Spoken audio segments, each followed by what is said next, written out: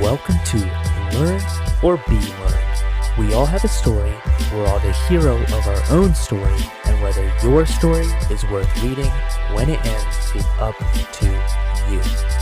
I'm your host, Shiva Danishekar, and let's get on with episode 6. So I just want to give a quick disclaimer about what I said 2 episodes ago about starting the book club series. It's going to have to be pushed back just a little bit. And I pushed up the timeline of this episode because there was a little bit of unfortunate events and the timeline got switched, so we're just going to go ahead and go with this. Okay, so last week in part 1, we discussed the cognitive and agricultural revolution. And in this episode, we'll focus on expanding the agricultural revolution, talking a little bit about humanity and unity, and then touch up a little bit on the scientific revolution. So to pick up where we left off, Harari believed that the agricultural revolution was the biggest mistake in humanity. Why? Imagine this. You are a part of a nomadic tribe in the Middle East.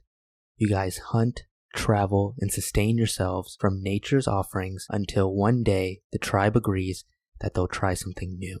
They begin to plant, sort, and pasteurize the crops and animals, selecting only a few that would allow them to reap the most benefits. For example, wheat and goat were their first choices. Many scholars believe that this was a great leap for humanity, but Harari thinks differently. He suggests that this is humanity's biggest fraud. Deciphering nature's secrets, you and your tribe continue to learn and sustain life by settling into one cozy location, something you guys are not used to. Over some time, things get going and you're all proud of it, but you begin to loathe in some self-doubt. Your diet has become worse and less diverse. You're only eating maize, wheat, barley, milk, potatoes, and a little bit of protein. The village, as you now call it, has become overcrowded because population size exploded due to larger food quantities. You begin to notice you are working harder than you ever did in your foraging days. Plus, the anxiety is starting to kill you, figuratively and literally. Why won't it rain? Is there a higher power out there? Is he or she mad at me? Is there one god, many gods? I don't know. The anxiety of the unknown is starting to kill you. The wheat farm, as well, is starting to kill your back. You know, wheat doesn't like pebbles or rocks. It doesn't like sharing water, sunlight, and nutrients with other plants, and requires constant attention and requires weed removal. Wheat gets thirsty, so you travel far and carry buckets of water daily. Wheat requires protection from animals, so your body begins to ache. The human body was not meant to carry buckets of water and bend over to pick up rocks and attend plants all day. We were meant for running and climbing. Your spine, your neck, knees, and your hips paid the price. Oh yeah, also, sorry, there's no masseuse to help you get out of this one. You're probably just gonna have to sleep it off in your bed of rocks that I don't know what they slept on, dirt, bed of rocks, something. It's probably something like the Flintstones. But continuing on, we didn't domesticate our surroundings, as Harari puts it. We let our surroundings domesticate us. Domus in Latin means house, so I guess the question is, domus from the portion in domesticate means house, so who's really living in the house, the wheat or us?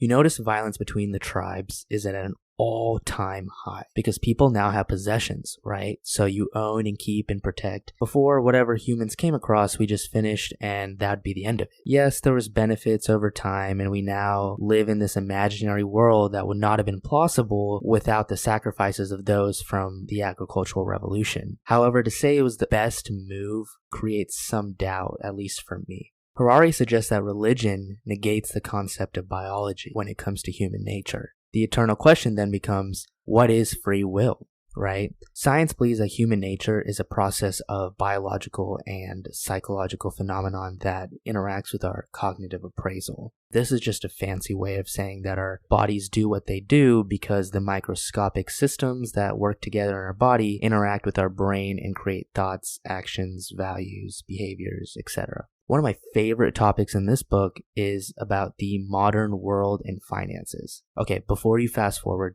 you'll want to hear about this. So money and credit was created as an effective way to keep society going. Money was created in order to keep people in check and create something for people to chase and for a common way of trading. For example, you specialize in apples and I sell goats. I want to buy 2 of your apples, but you don't want a goat. So how am I supposed to get your apples? Also, even a bigger problem than that is one goat cannot certainly be worth 2 apples. So like, unless these apples are like iPhones by Apple.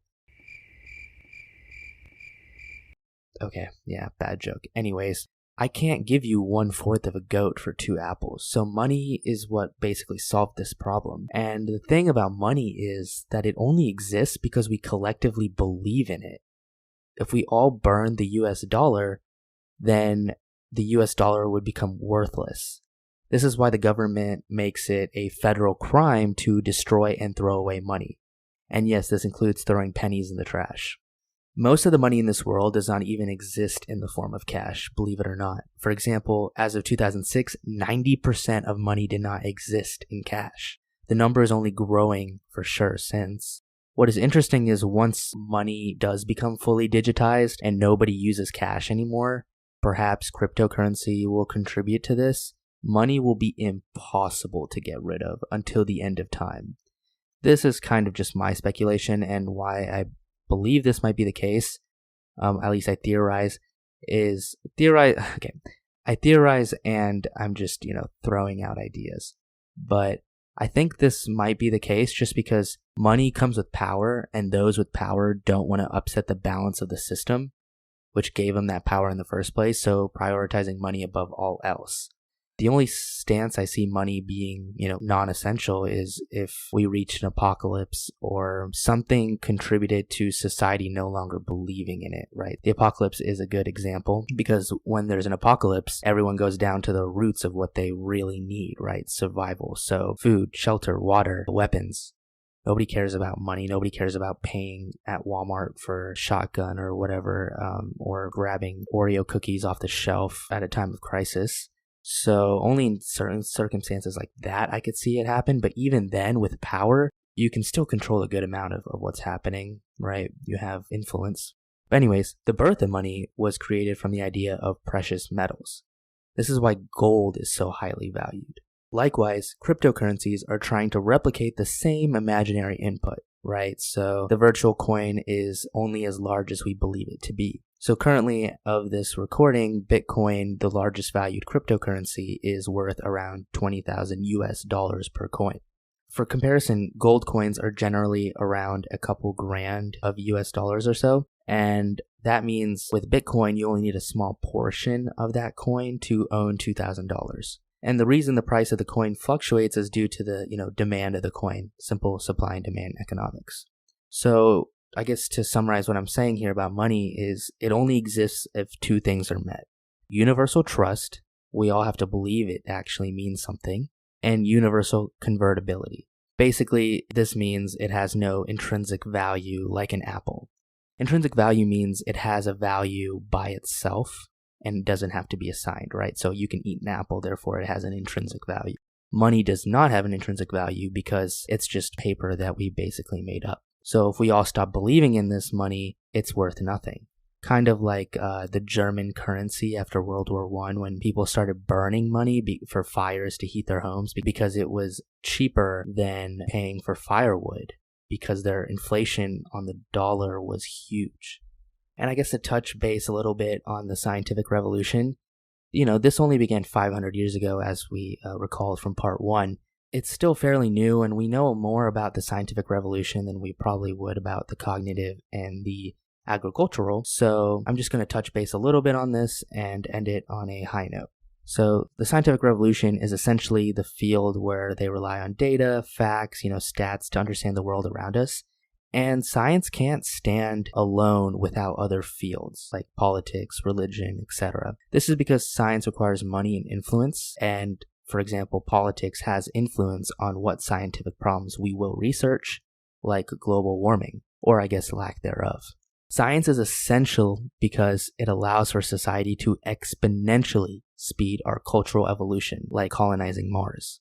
So humans are insatiable creatures. We will never stop exploring. We will continue to improve, expand, and conquer as a whole until we are wiped out. Whether that be extraterrestrial, natural and astronomical, or self-destructive like with war and violence among humans.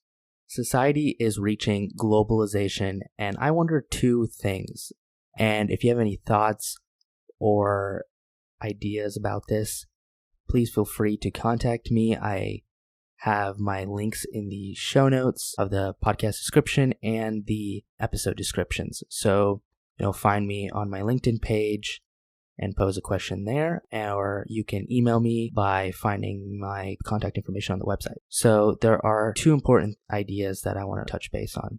Two questions. One, will cultural differences dissipate over time and create this, one unified human culture?